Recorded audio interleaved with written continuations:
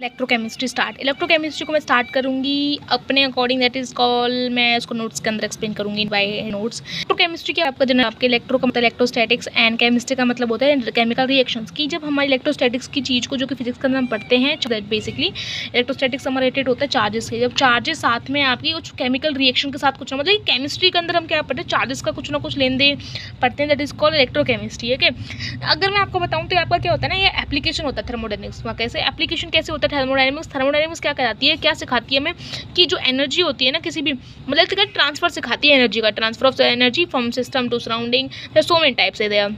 Okay, और दूसरी चीज़ वो सिखाती है कि transformation of one form of energy into another form of energy, कि पहला सिखाती है वो transfer of energy from system to surrounding and, और वो दूसरी बताती है कि वो जो ट्रांसफर होता है एनर्जी का वो one form to another form होती है। ठीक है, तो वो ही जो सेकंड एप्लीकेशन होता है उसको ही हम पढ़ते हैं इसके अंदर, जो कि आपका इलेक्ट्रोकेमिस्ट्री ही होता है जनरली। हम बात आती है कि भाई हम ठीक है, यहाँ पर ट्रांसफर ऑफ एनर्जी होती है वन स्टेट टू अनदर, वो स्टेट्स कौन सी होंगी या फिर वो क्या फॉर्म्स होंगी आपकी, तो होती है आपकी केमिकल एनर्जी, इलेक्ट्रिकल एनर्जी। इसके अंदर क्या होता है आपका chemical energy to electrical energy, electrical energy to chemical energy के अंदर आपका ट्रांसफॉर्मेशन होता है एनर्जी का। ठीक है, अब इसका हम पढ़ते हैं आपके अंदर इलेक्ट्रोकेमिकल सेल। इलेक्ट्रोकेमिकल के सेल के अंदर हम जब जनरली इसको स्टडी करते हैं तो इसके अंदर दो केसेस हम पढ़ते हैं, कॉल आपका केमिकल एनर्जी, इलेक्ट्रिकल एनर्जी।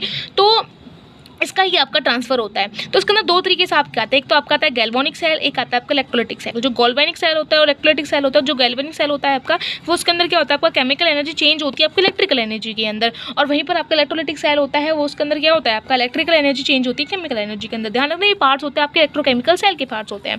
ठीक है, गैल्वेनिक सेल के अंदर क्या होता है कि कोई भी हमें इनपुट की जरूरत नहीं होती, रिएक्शन आपकी स्पॉन्टेनियस होती है। ठीक है, और साथ ही साथ में यहाँ पर करूँ मैं गिव्स फ्री एनर्जी आपकी क्या होती है यहाँ पर नेगेटिव होती है। इसको आप जनरली याद करो, जब आप थर्मोडायनेमिक्स के अंदर आओगे ना तो आप उसको डिटेल से पढ़ोगे कि होता क्या है गिव्स फ्री एनर्जी। और जैसे हम एक बात बताओ, जैसे हम यूज़ करते हैं डेल्टा एच के लिए हम क्या यूज़ करते हैं, एक्सोथर्मिक एंडोथर्मिक यूज़ करते हैं, वर्स यूज़ करते हैं। अगर डेल्टा एच आपका प्लस या माइनस हो उसके लिए हम यूज़ करते हैं। ऐसे ही जनरली हमारा अगर डेल्टा जी आपका नेगेटिव होता है तो हम इसे कहते हैं एक्सोअर्गिक रिएक्शन, और वहीं पर अगर डेल्टा जी आपका पॉजिटिव होता है उसे हम कहते हैं एंडोअर्गिक रिएक्शन, इसको हम कहते हैं। ठीक है, ये आपका इलेक्ट्रिकल एनर्जी चेंज होती है आपकी केमिकल एनर्जी के अंदर, इनपुट आपका रिक्वायर्ड होता है इलेक्ट्रिसिटी के अंदर, ये नॉन स्पॉन्टेनियस आपकी रिएक्शन होती है। ये होता है आपका जनरल आपका जो सिस्टम होता है जो हम स्टडी करेंगे इसके अंदर प्रॉपर। ये चैप्टर आपका चलेगा कंटिन्यू अकॉर्डिंग टू मी, ये आपका कम से कम 6-7 पार्ट के अंदर जाएगा। ठीक है, इलेक्ट्रोकेमिकल सेल आपने देख लिया। इलेक्ट्रोकेमिकल सेल आपको दो तरीके से होते हैं, गैल्वेनिक सेल होता है, एक आपको इलेक्ट्रोलाइटिक सेल होता है। ठीक है जी, आ गया समझ में। अब गैल्वेनिक सेल और वोल्टिक सेल के बारे में पढ़ेंगे। इसका हमने पढ़ा कि केमिकल रिएक्शन आपके इलेक्ट्रिकल के चेंज होते हैं, स्पॉन्टेनियस रिएक्शन होती है। वर्किंग इसके सामने देख लो। यहाँ पर क्या होता है आपको दो आपके बीकर्स होते हैं, इसके अंदर Zn होता है, Zn4 होता है, कॉपर सल्फेट होता है। अब क्वेश्चन कभी ना ये पूछा जाता है कि हम ज़्यादातर उस मेटल को ही उसके सॉल्यूशन के अंदर क्यों लेते हैं। भाई जिंक था तो जिंक का सॉल्यूशन लिया, कॉपर था कॉपर का सॉल्यूशन, कोई और हमने क्यों नहीं लिया। बिकॉज इसके अंदर एक आप टॉपिक पढ़ते हो that is called electrochemical series. उसके अंदर आप क्या देखोगे, उसके अंदर क्या देखते हैं हम, जब हमारे मेटल्स आपके डिफरेंट तरीके के हो जाते हैं तो वो रिएक्शन करना स्टार्ट कर देते हैं। मतलब मान के चलो उनकी रिएक्टिविटीज़ ऑर्डर कुछ ना कुछ हर मेटल की डिफरेंट होती हैं। अगर मान के चलो कोई भी आपका मेटल हुआ जिंक की जगह कॉपर है तो कॉपर आपका ज़्यादा रिएक्टिव हो गया जिंक के मुकाबले, तो आपको वो रिएक्शन कर देगा जिंक के सॉल्यूशन के साथ अपने के साथ ही, तो क्या होगा वहाँ से दिक्कत क्रिएट होती है। इसलिए हम क्या करते हैं जिंक सल्फेट के अंदर लेते हैं कि जिससे कोई रिएक्शन उसके अंदर ना हो पहले से ही, क्योंकि अगर पहली रिएक्शन होगी तो फिर इलेक्ट्रॉन ट्रांसफर पहले ही हो गया इस बीकर के सेम बीकर के अंदर, फिर हमें वहाँ से एनर्जी कैसे निकल के आएगी हमारी। ठीक है, आया समझ में, ये इसके अंदर आपका जनरल केस होता है। ठीक है, नेक्स्ट होता है आपके यहाँ पर क्या होता है दैट इज़ कॉल, यहाँ पर मैंने बताया आपके पास दो बीकर्स होते हैं। दो बीकर्स आपने देख लिए कैसे कैसे होंगे। यहाँ पर क्या होता है, मैंने Zn लिया आपका और Zn के साथ मैंने Zn4 लिया, तो आपका जो Zn होता है इसके अंदर क्या करता है, जो Zn है आपका वो Zn+2 के अंदर ज़्यादा चेंज करना चाहता है। वो हम सीखेंगे कि क्यों करना होता है इसको। Zn+2 के अंदर चेंज होता जाएगा और यहाँ पर अपने इलेक्ट्रॉन छोड़ देगा, क्योंकि Zn+2 के अंदर फॉर्म करेगा तो नेगेटिव चार्ज आ जाएगा अपने आप ही। और यहाँ पर देखो कॉपर 2+ यहाँ पे क्या है आपका नेगेटिव, वो क्या करता है इलेक्ट्रोड से इलेक्ट्रॉन्स लेता है और अपने आप इसको अपना डिपोजिट होना स्टार्ट हो जाता है इस पर। ठीक है, यहाँ पर क्या होता है आपका ऑक्सीडेशन होता है। ऑक्सीडेशन होता है तो यहाँ पर क्या होता है, जो आपके SO4 नेगेटिव आयंस होते हैं उसे हम कहते हैं काउंटर आयंस। और ऑक्सीडेशन होगा तो इसका मतलब लूज ऑफ इलेक्ट्रॉन्स होगा साथ ही साथ में, और आपका क्या होता है लॉस के साथ साथ addition of more electronegative element साथ साथ में, और removal of lesser electronegative atom, addition of oxygen होगा। अगर आप क्या करो addition of more electronegative atom, electronegativity atom element को अगर आप एडिशन कर रहे हो उसका, तो साथ में उसके एडिशन ऑफ ऑक्सीजन है, सिंपल सी बात है। और रिमूवल ऑफ हाइड्रोजन कर रहे हो, इसका मतलब वहाँ पे आप removal of lesser electronegative atom का कर रहे हो, क्योंकि आपको क्या होता है, ये आपको रिडक्शन केस आ जाता है, ठीक है। रिडक्शन केस के लिए वाइस वर्सा होगा, यहाँ पर देख लेना, because I just write it down here. तो यहाँ पर क्या होता है आपका कि migration of electrons take place through the wire outer circuit. तो यहाँ पे क्या होता है, इलेक्ट्रॉन्स आपको जनरली यहाँ पे क्या हो जाते हैं, इकट्ठे हो जाते हैं। इस कारण से क्या होता है, आपके इलेक्ट्रॉन्स ट्रांसफर होना स्टार्ट हो जाते हैं इस डायरेक्शन के अंदर। जब ये जो आपका ये जो होता है लास्ट में, आपका एमीटर है, आपका बल्ब है, अब यहाँ पे इलेक्ट्रॉन ट्रांसफर करता है, तो इसका मतलब यहाँ पे करंट भी फ्लो होगा। करंट फ्लो होगा तो इसका मतलब जो आपका बल्ब है वो भी क्या होगा, आपका लाइट अप होगा, ठीक है। यहाँ पर क्या होता है, अपना माइग्रेशन होता है इलेक्ट्रॉन्स का, ठीक है, आप टेक प्लेस करता है। लेकिन जो ये सर्किट बना होता है इसे हम कहते हैं आउटर सर्किट। यहाँ पर आपका क्या होता है, आउटर सर्किट कंप्लीट हो जाता है, बिकॉज सिंपल से बात इलेक्ट्रॉन ट्रांसफर होता है, इलेक्ट्रिसिटी जनरेट होगी, बल्ब आपका एनलाइट हो जाएगा। That means we can say that outer circuit is completed. But after some time क्या होता है कि जो आपका बल्ब जो ग्लो करता है ना, वो आपका बुझ जाता है, वो जल्दी आपका मतलब एक तरीके से क्या कहते हैं, वो बल्ब आपका एक तरीके से ज़्यादा देर तक टिक नहीं पाता, इट्स लॉस्ट इस लाइट, वो फिर लाइट को लॉस्ट कर लेता है। क्यों हो जाता है वो ऐसा कि जब आप देखोगे यहाँ पर इनिशियली क्या होता है, मैंने एक बीकर लिया, उसके अंदर इलेक्ट्रॉन्स फिलते, तो मैंने यहाँ पे क्या किया, आपका जिंक ऑक्सीडेशन हो गई, यहाँ पे इलेक्ट्रॉन ट्रांसफर हुए। फिर कुछ देर बाद थोड़ी देर आप देखते हो कि जो जिंक होते हैं वो बहुत ज़्यादा ही आपके कन्वर्ट हो जाते हैं Zn+2 के अंदर। अब वो Zn+2 के अंदर होंगे तो यहाँ पे बहुत ज़्यादा इलेक्ट्रोड आपकी क्या हो जाएगी, नेगेटिव चार्ज हो जाएगी। और साथ ही साथ में जो आपके पॉजिटिव चार्ज वाले काउंटर आयंस जो Zn2+ आयंस है वो भी बहुत ज़्यादा बाहर इकट्ठे हो जाएंगे। अब यहाँ पॉजिटिव चार्ज इकट्ठा बाहर हो जाएगा, नेगेटिव चार्ज आपका इलेक्ट्रोड पर होता है, जिस कारण से क्या होता है आपके यहाँ पर पॉजिटिव नेगेटिव चार्जेस होगा, जिस कारण से आपका इलेक्ट्रोलाइटिक स्टैटिक इंटरेक्शन आपके यहाँ पे, क्योंकि आपको पता होगा कि इलेक्ट्रोस्टैटिक इंटरेक्शन आपका क्यों आता है, just because of positive and negative charges, ठीक है। पॉइंट आपके चार्जेस का जैसे यहाँ पर इलेक्ट्रोस्टैटिक इंटरेक्शन होता है, जिस कारण से क्या होता है, जो आपके पॉजिटिव चार्ज यहाँ पर क्या होता है, आपके इलेक्ट्रॉन ट्रांसफर हो रहे थे, है ना, सिंपल इजीली हो रहे थे। पर लेकिन अब ये पॉजिटिव चार्ज आ गए, क्या इस इलेक्ट्रॉन्स को निकलने देंगे, भाई नहीं निकलने देंगे। बिकॉज क्यों नहीं निकलने देंगे यहाँ पर नेगेटिव, क्योंकि पॉजिटिव चार्ज को क्या करेंगे, पकड़ के रखेंगे इलेक्ट्रोस्टैटिक इंटरेक्शन के कारण, ठीक है। इसके कारण से क्या होता है आपका यहाँ पर एक आपका एक वर्ड देखो पढ़ोगे, जैसे MSc के अंदर पढ़ते हो, यहाँ पर आप नहीं पढ़ोगे, that is called double layer. Double layer मतलब क्या होता है कि जब आपके पॉजिटिव नेगेटिव चार्ज की दोनों एक लेयर बन जाती है, कि एक लेयर आपकी ये बन गई, एक लेयर आपकी ये बन गई नेगेटिव पॉजिटिव चार्ज की, तो हम कहते हैं डबल लेयर फॉर्म हो जाती है, leads to formation of electrical double layer. होता बहुत बड़ा मीनिंग है इसका, पर मैंने आपको जनरली छोटी सी चीज़ के अंदर इसको बता दिया है आपको, ठीक है। Due to electrostatic interaction electron will stop to move, अब इलेक्ट्रॉन जाना बंद कर देगा, ठीक है। अब इस सोल्यूशन को हमारे पास ये दिक्कत आ जाती है, ठीक है जी। अब इस सोल्यूशन को हमने कम करने के लिए, या फिर मैं बताऊँ इस सॉल्यूशन से निपटने के लिए हम क्या करते हैं, एक नाम होता है that is called salt bridge. Salt bridge को क्या करते हैं, हम इसके अंदर इंट्रोड्यूस करते हैं। व्हाट इज इट, हम क्या करते हैं, सॉल्ट ब्रिज को इसके अंदर इंट्रोड्यूस करते हैं। सॉल्ट ब्रिज के अंदर क्या होता है, जो सॉल्ट ब्रिज आपका होता है वो क्या करता है आपका, एक बात बताऊँ, यहाँ पर आप अगर देखोगे ये क्या होता है आपका Zn+2 आयन से Zn2 के अंदर जाएगा। इसका आंसर आपको Zn+2 आयन की कंसंट्रेशन हाई होगी। अगर इसकी कंसंट्रेशन हाई होगी तो सिंपल सी बात, एक बात बताओ, पॉजिटिव चार्ज आपका ज़्यादा बढ़ रहा है, ठीक है। जितना एक बात बताओ भैया आपको पॉजिटिव चार्ज बढ़ रहा है, तो SO पहले Zn और SO4 दोनों साथ एक जैसे थे, तो न्यूट्रल कंपाउंड था। फिर कुछ देर बाद Zn2 के अपने आप ही ज़्यादा होने लगे, इसका मतलब क्या होगा, आपका SO4 आपके अंदर जो 2 नेगेटिव था वो अपने आप ही डिक्रीज होने लगेगा। इसका आंसर आपको सोल्यूशन पॉजिटिवली चार्ज हो जाएगा। सिमिलरली यहाँ का नेगेटिव चार्ज हो जाएगा सॉल्यूशन आपका। फिर आता है आपका सॉल्ट ब्रिज। सॉल्ट ब्रिज एक यूज़ करता है आपको क्या, ये आपको यूज़ होता है, आपका बनता है किस तरीके से formation, KCl AgNO3 NH4NO3 KNO3 और अगार साल्ट्स की फॉर्मेशन को ये क्या करता है, यूज़ होता है आपका साल्ट ब्रिज, ठीक है। साल्ट ब्रिज बनने का तो मैं आपको एक इंपॉर्टेंट चीज़ बताती हूँ, साल्ट ब्रिज हम खुद भी बना सकते हैं। कैसे बनाएंगे, अगर आपके पास लैब हो, ठीक है। देखो यहाँ पर क्या होता है कि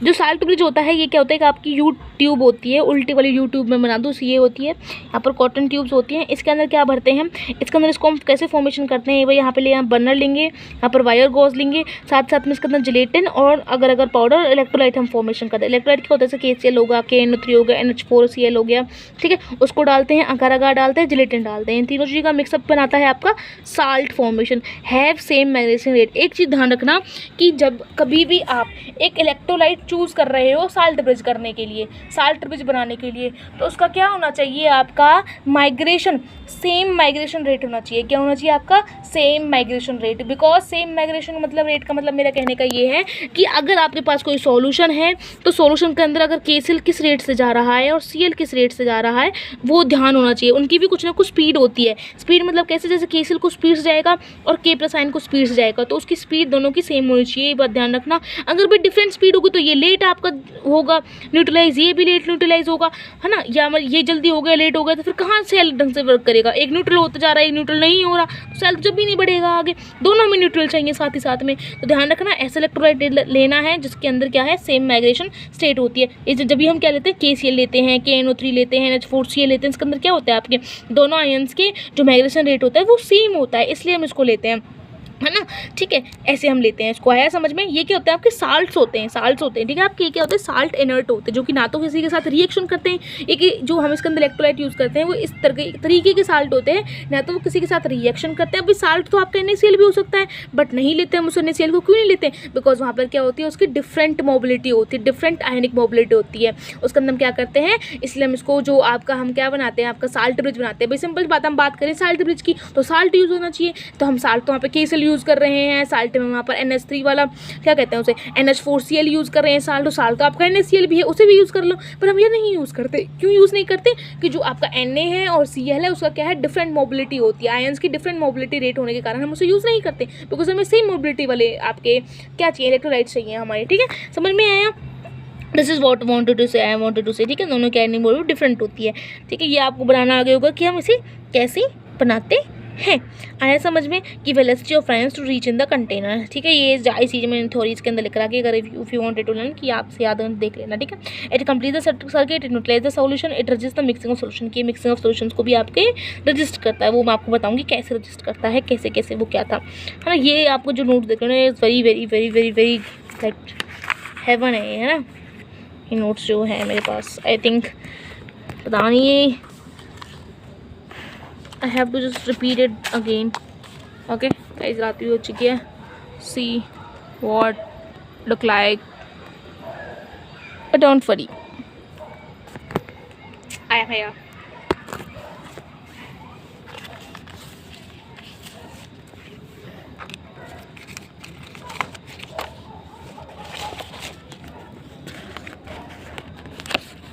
ओके, आया समझ में कि आपको साल्ट ब्रिज का क्या काम होता है, कि only migration of ions take place. यहाँ पे क्या होता है आपका, इसे हम कहते हैं इनर सर्किट। जो आपका साल्ट ब्रिज होता है हम इनर सर्किट के नाम से भी इसको हम जानते हैं।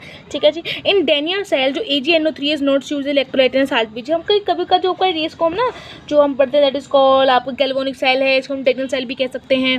ठीक है, तो इसके अंदर हम क्या करते हैं, आपका जनरली AgNO3 को हम यूज़ नहीं करते।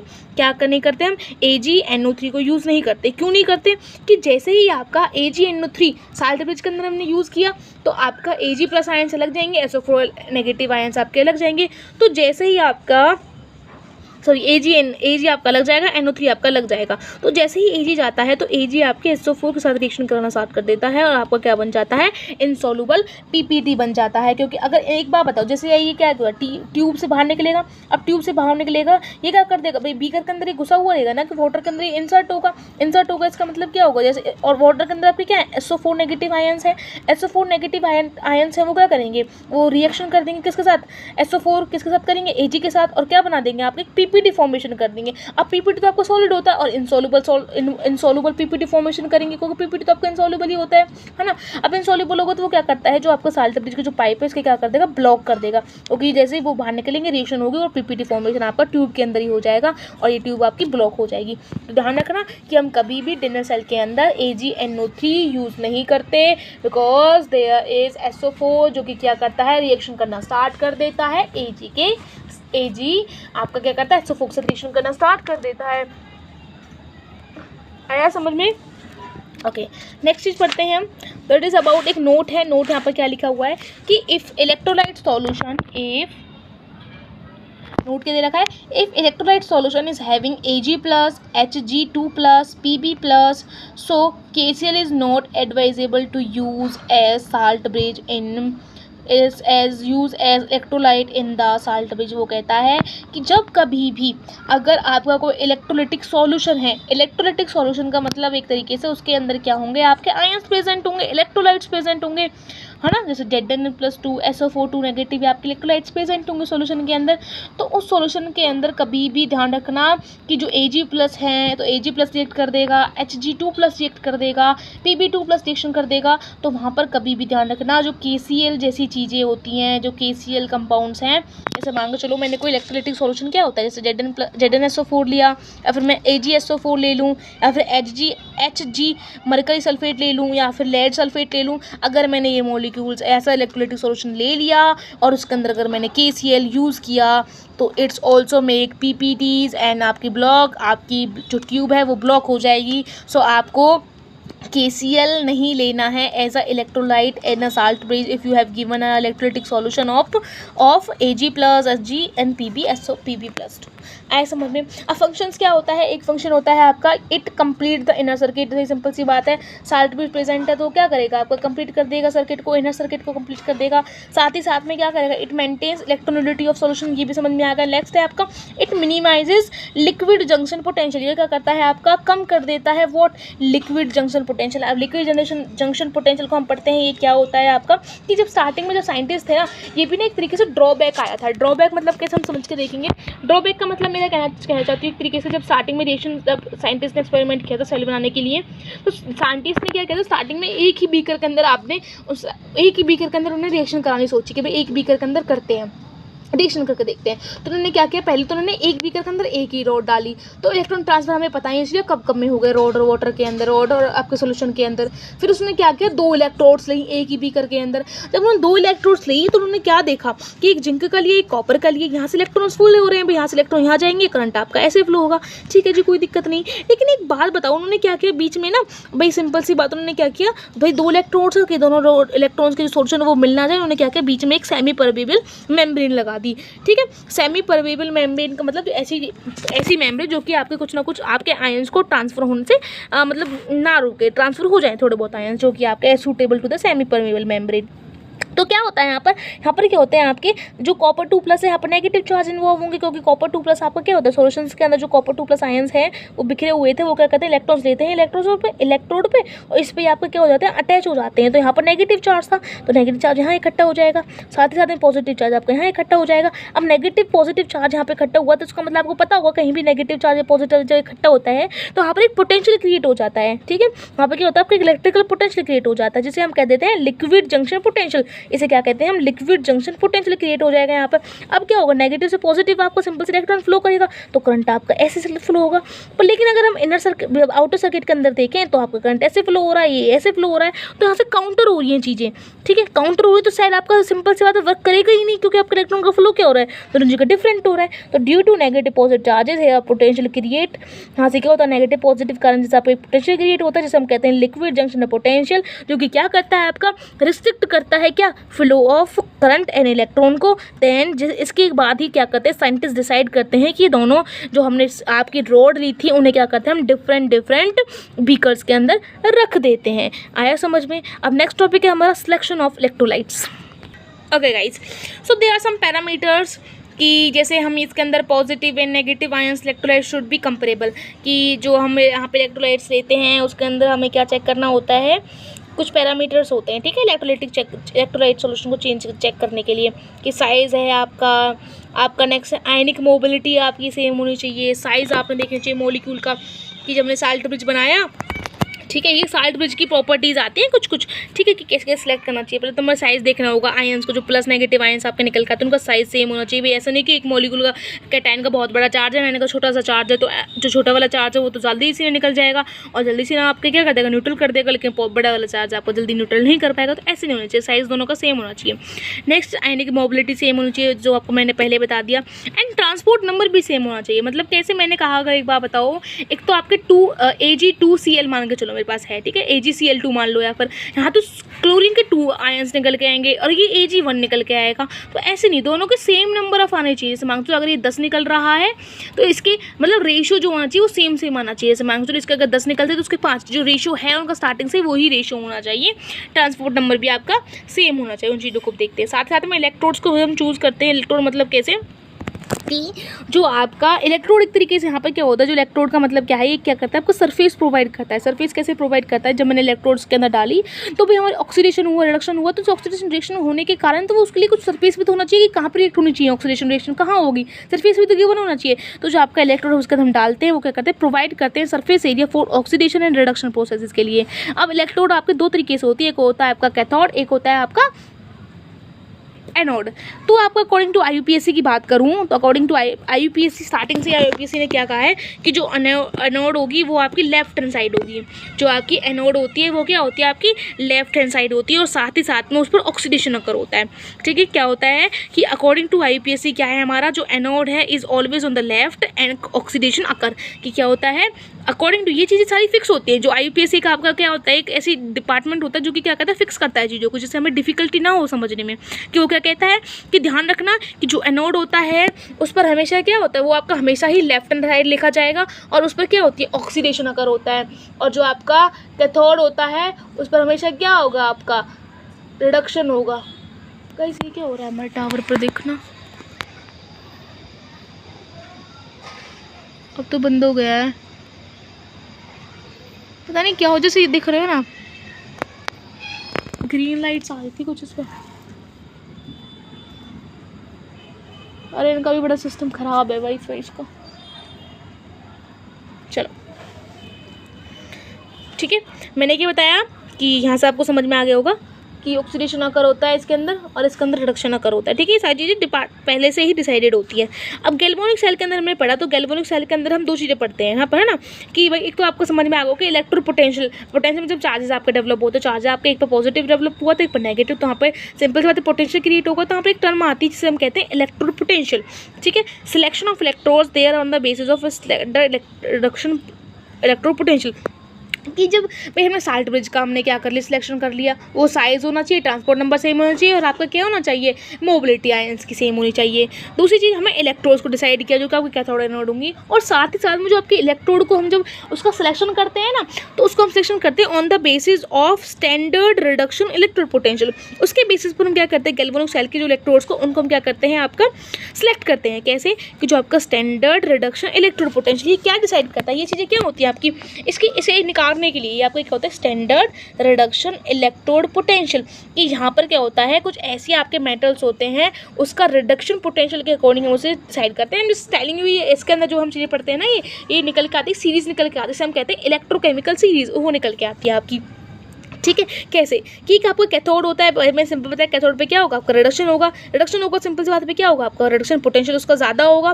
ठीक है, रिडक्शन पोटेंशियल ज़्यादा होगा, इसका मतलब क्या होगा, there where the potential higher we will write it as a positive charge. कि ध्यान रखना, मैं गैल्वेनिक सेल के लिए बात कर रही हूँ कि मैंने क्या कहा कि आपके जब इलेक्ट्रोड चूज़ करते हैं, जो इलेक्ट्रोड चूज़ करते हैं वो करते हैं आपको रिडक्शन पोटेंशियल के अकॉर्डिंग। तो रिडक्शन पोटेंशियल कैथोड है, कैथोड पे क्या होता है, रिडक्शन होता है, तो उसका रिडक्शन पोटेंशियल ज़्यादा होगा एज़ कम्पेयर टू एनोड। और हमें पता है जहाँ भी आपका रिडक्शन ज़्यादा होता है ना, ये चीज़ आपने पढ़ी होंगी, sorry I am very sorry, कि जहाँ पर भी आपका पोटेंशियल ज़्यादा होता है, पता कि क्या होता है कि जब हम बचपन में चीज़ें पढ़ते हैं कि आपका जो करंट फ्लो करता है, आपका पॉजिटिव नेगेटिव फ्लो करता है, हमें कैसे पता चला भाई, तो लोगों ने वहाँ अंदाज़ा लगाया कि हमें पता है कोई भी चीज़ स्पॉन्टेनियस जब होती है, जब वो आपके higher potential to lower potential होता है। ठीक है, यही होता है। तो हमने क्या किया, जो हायर पोटेंशियल होता है उसे हम पॉजिटिव चार्ज मानते हैं, क्योंकि पॉजिटिव चार्ज सिंपल सी बात है वो हायर पोटेंशियल वाली चीज़ें होती हैं, और नेगेटिव चार्ज आपका लोअर पोटेंशियल वाली चीज़ें होती हैं। तो जनरली केस हमने भी यहाँ पर भी वही लिया कि कैसे हमने देखा कि रिडक्शन पोटेंशियल के अकॉर्डिंग हमें इलेक्ट्रोड हमें सिलेक्शन करना है उसका। तो हमने क्या देखा, जो आपका कैथोड है वहाँ पर क्या रिडक्शन ज़्यादा हो रहा है, इसका मतलब वहाँ पर पोटेंशियल ज़्यादा है, रिडक्शन पोटेंशियल ज़्यादा है एक तरीके से।